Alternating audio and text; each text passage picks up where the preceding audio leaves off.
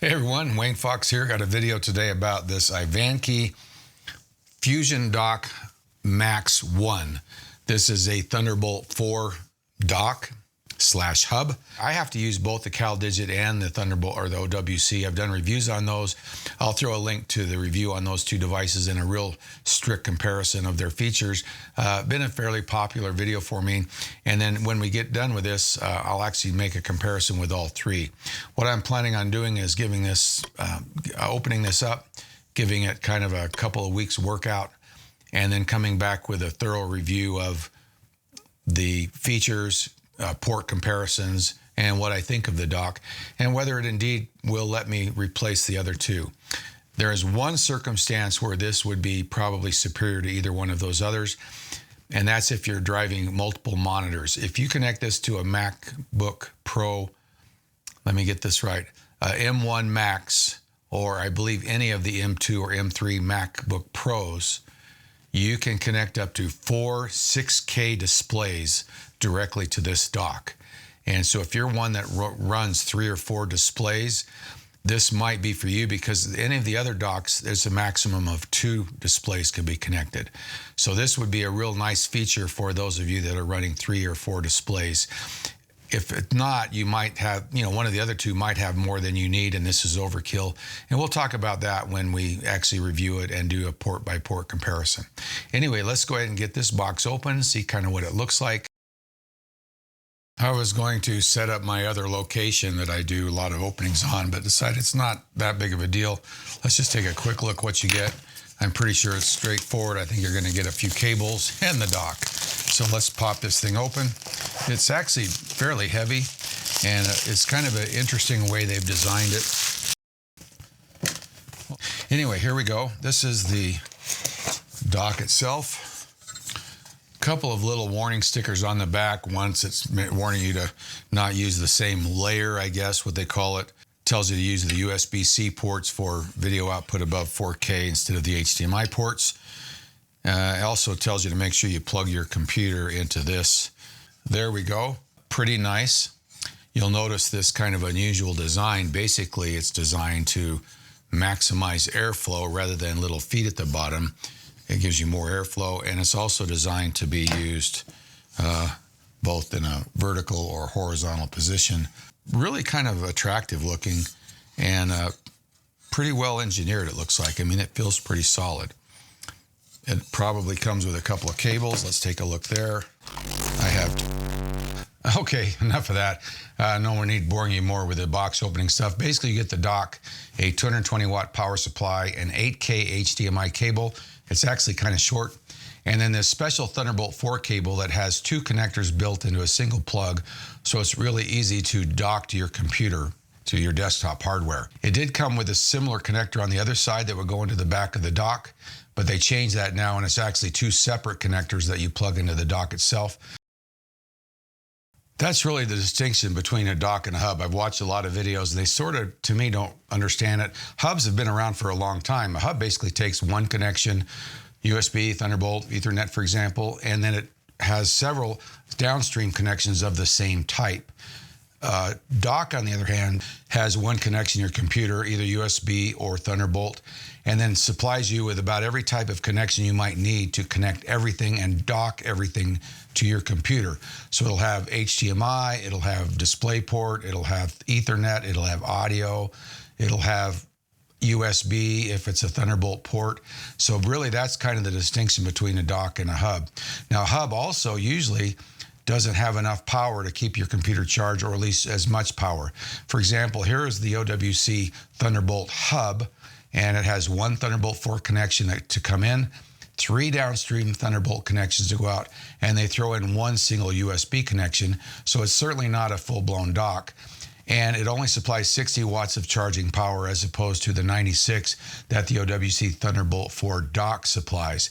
Now, most docks now supply some hub capability, and this is possible because Thunderbolt 4 changed and eliminated the daisy chain protocol that was required, and now a dock can have 3 outputs of Thunderbolt, one the pass-through of the original, as well as 2 additional, so it kind of functions a little bit as a dock.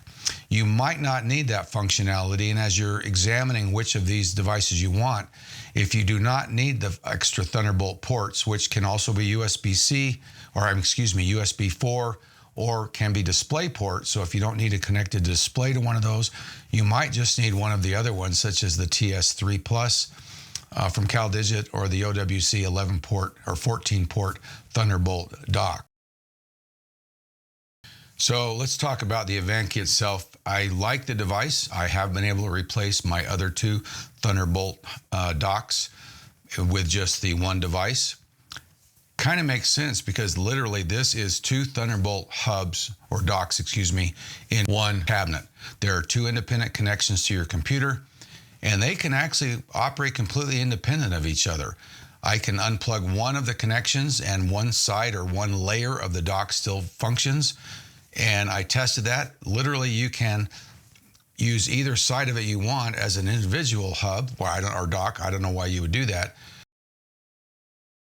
So since these are independent Thunderbolt hubs, each one requires a cable to the computer and an independent Thunderbolt bus on the computer. That's why the dual cable, and that's why you're plugging in 2 cables into your computer. The implication from this page on their website is only MacBook Pros support that, but that's not the case. And in fact, if you open the box, you'll see that several other computers are listed. Basically, any M-series Mac that has at least 2 Thunderbolt buses, independent buses, is supported. Now, sometimes the cable doesn't work. For example, on the M2 MacBook Air, it works fine, but on a Mac Studio or a Mac Pro, it won't because they're not aligned the same way. In that case, you just have to use 2 Thunderbolt 4 cables in place of the one that Ivanky gives you.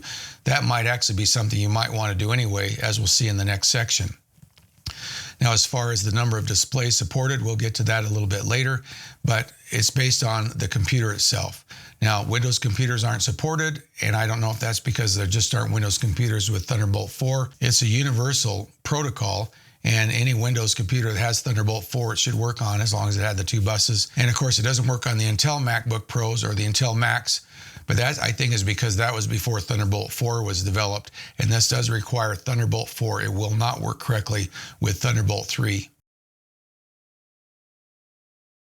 You know, there's a lot of confusion about labeling, and what a lot of people don't understand is USB-C probably shouldn't even have the USB acronym attached anymore, because USB-C is not a protocol at all. It's just simply the name of a connector. A USB connector or USB-C connector can connect to Thunderbolt, it can connect to USB, it can even connect to USB 2 or 3, depending on how you build it. I don't know why you do that. It can also connect directly to DisplayPort. So a USB-C connector on a device, it might be DisplayPort, it might be USB-C or USB 4, it might be Thunderbolt 4. So the only way to know what that connector offers is to label it correctly. And USB's had a little bit of a problem. They're finally starting to get their act together a little bit. You can buy a USB cable and it will give you the specification of the bandwidth. So it's a 40 gigabit per second cable or a 20. But the problem is these are Thunderbolt ports and they're not labeled as such. When I received this device, I almost sent it back because all of the downstream Thunderbolt ports simply have a 6K DisplayPort logo next to them. There's no indication that it's also Thunderbolt 4. Now, as a Thunderbolt 4 port, it can handle Thunderbolt 4, it can handle Thunderbolt 3, or any other Thunderbolt with an adapter. It can handle all USB protocols, and it can handle DisplayPort. So once you put the Thunderbolt logo on there, and this is Intel, not an Apple thing. Thunderbolt is something that Intel maintains and supervises.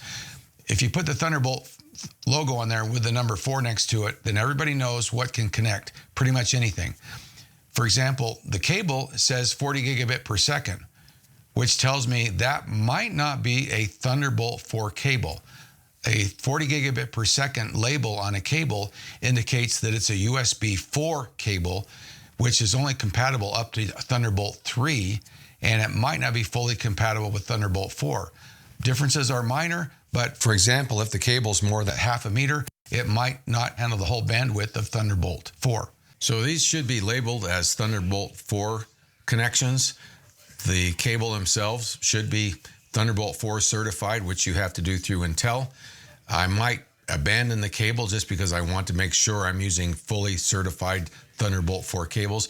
If you label it Thunderbolt 4, then that lets the user know it will connect to anything.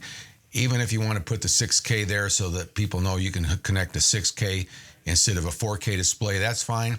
Like I said, I almost sent it back because I thought perhaps they were only worried about connecting displays and they were bringing the Thunderbolt in and all they were going to pull out of that Thunderbolt was the display port. I thought these were display port connectors and not Thunderbolt 4 connectors. Kind of a quirky thing. Even in their language, they talk about the device having 4 downstream USB-C ports instead of Thunderbolt 4 ports. And like I said, the moniker is incorrect and you shouldn't really be talking about a connector in reference to the protocol that it supports.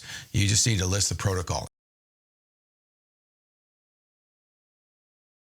Anyway, I do like the device. Maybe what I'll do now is go through the ports. And I'm mainly comparing this to the other Thunderbolt 4 docks that have some hub capability. So we're talking about the OWC 11 port Thunderbolt 4 dock and the Caldigit TS4 Thunderbolt 4 dock. A little later, we'll also compare a little bit to the previous generation of docks, which didn't include the Thunderbolt 4 capability of hubbing and didn't have the extra Thunderbolt ports. A lot of times that's really all you do need, and they're a lot less money. So all of these have a Thunderbolt 4 connection to the computer. The OWC supplies 96 watts of charging power, whereas the Caldigit supplies 98. I don't think that's enough to brag about. And of course, on the Ivanky, it has 2 connections to the host computer, and that's what makes it different because it's really connecting 2 hubs at the same time. The OWC has 3 downstream Thunderbolt 4 connections, so it adds 2. You have 1 pass-through from the original, and you have 2, so you can connect up to 3 Thunderbolt devices out the back, or USB devices for that matter, either one, or DisplayPort devices. That's all compatible with all those. The Caldigit only has 2 downstream Thunderbolt 4 connections, so that means that you only gain 1. The Ivanky has 4 because it's got 1 additional per layer. The OWC has a USB 2 connection on the front. Don't ask me why. Any USB 2 device can be connected to a USB 3.2 port. I guess it was maybe cheaper, I don't know. But it has 3 USB 3.2, all 10 gigabit per second ports out the back. Notably, these only support 1.5 watts of power, so they can power devices, but they can't actually charge anything. The Caldigit has 5 USB-A and 3 USB-C ports. They also have 7.5 watts of charging power, and one on the front has 20 watts of charging power, and they're all 3.2 10 gigabit per second capable ports. So very robust support for USB devices. The Ivanky has 5 USB-A ports and 2 USB-C ports. Again, all 7.5 watts, 1 power delivery of 20 watts out of one on the front, and they're all USB 3.2 10 gigabit per second capable ports as well. They all have an SD card slot, but the Ivanky and the Caldigit also have a micro SD card slot. The OWC includes a gigabit connection to Ethernet, whereas the Ivanky and Caldigit both have a 2.5 gigabit connector. So all 3 devices have a 3.5 millimeter audio in out on the front. The Ivanky has a 3.5 millimeter audio out and an optical audio out on the back. And the Caldigit has a separate audio in and audio out on the back. In the case of the Caldigit, if you plug something into the front port, the 2 rear ports are disconnected, so it can't support them both at the same time. I'm pretty sure the Ivanky optical port will be supported regardless of what's plugged in the front. I'm not sure about the speaker port out on the back. The OWC supports 2 4K displays at 60 hertz or one 8K display at 60 hertz, or it can support a 4K display at 120 hertz, all connected through those 3 Thunderbolt ports. If you connect 2 displays, then you no longer gain a Thunderbolt port, but at least you still have the pass-through. Caldigit supports 2 6K displays or one 8K display through the ports. If you use the 2 Thunderbolt ports for the displays, you no longer have the pass-through. You have no Thunderbolt connections left to the dock. So you have to use the display port if you plan on passing through Thunderbolt to some storage devices or things like that. Again, it can support a 4K display up to 144 hertz. Ivanky can support up to 4 displays, 3 6K and 1 4K display out of the Thunderbolt ports, but it also includes two HDMI, I think 2.0 ports, which can support up to a 4K display. So it's much more robust.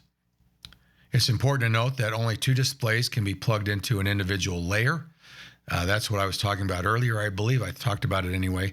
This is two separate docks internal, and each dock only supports two displays. As I mentioned earlier, this is supported by any Mac which has at least two Thunderbolt buses, which are most M-Series Macs. And the number of displays they can drive is based on the Mac itself. So you need to just look up the model of Mac you have, and I'll put a link to the web page below. You can scroll through this list, find your computer, and sometimes it will support that number of displays as well as the laptop if you're using one of those when it's open. So it's important to pay attention to that, look it up, and you'll know how many displays this device will support. And the last thing I'll mention is Ivanky doesn't say anywhere at all about support for refresh rates above 60 hertz, unlike the other two. If you are using a high refresh rate display and that's important to you, then the Ivanky probably won't work, but all I can say is I can't find anywhere it says it will support it, so I'm assuming that it won't. And last, the Amazon, the OWC Thunderbolt dock is $229, where the Caldigit is $399. Obviously, Caldigit's quite a bit more capable, but you might not need that capability. And the Ivanky is actually right now only $373. That's what I paid for mine. So it's cheaper than the Caldigit, and if you have a computer that supports it, might be a better option. Now, one thing I should mention here is you can save a lot of money if you opt for the Caldigit, because Apple has what's called the Caldigit Thunderbolt 4 Pro dock, and really this is a TS4, identical, all the specs are identical. I think it's a slightly different color, and it's only sold at Apple, and you'll notice it's only $329, so it's about $70 cheaper than you can find it for the actual Caldigit TS4. So that's not a bad option if that's the one you opt for. So here's a list just comparing all of the features of these three main docks side by side. Pause the video if you want to kind of look at it closer. As I mentioned, what you really have to decide is what do you really need? Do you just need the hub capability?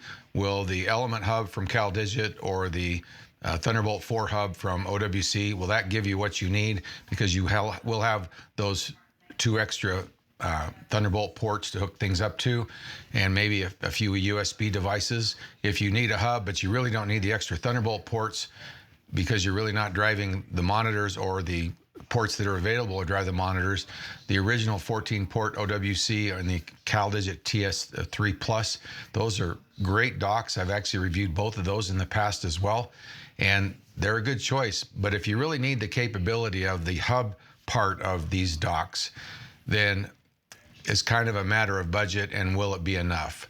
Personally, with me, I needed more. Well, I needed the two hubs or docks to get by, and now I have the one. Now, let me mention just a little bit about the layers and understanding why you might want to pay attention to what you're handling. A 4K display uses about 16K or 16 gigabits of the available bandwidth. If you hook up two 4K displays to a single layer, you've pretty well wiped out the bandwidth. You might be okay with a few USB devices, but you really wouldn't want to put a SSD storage device on that same layer, for example. So you want to kind of pay attention. In my case, what I decided to do was go ahead and put both of my displays in one layer, and then I've got my Thunderbolt storage devices, which include a couple of SSD devices, and my USB hub out of the other layer. Now, I have had a little trouble with my audio as I record cutting out, and I haven't found out for sure if it's something to do with the way I've got everything hooked up, but I'm really trying to pay attention that I've got an even balance and I'm not going to cause any frame dropping from my frame card because I'm using too much bandwidth, for example, the displays.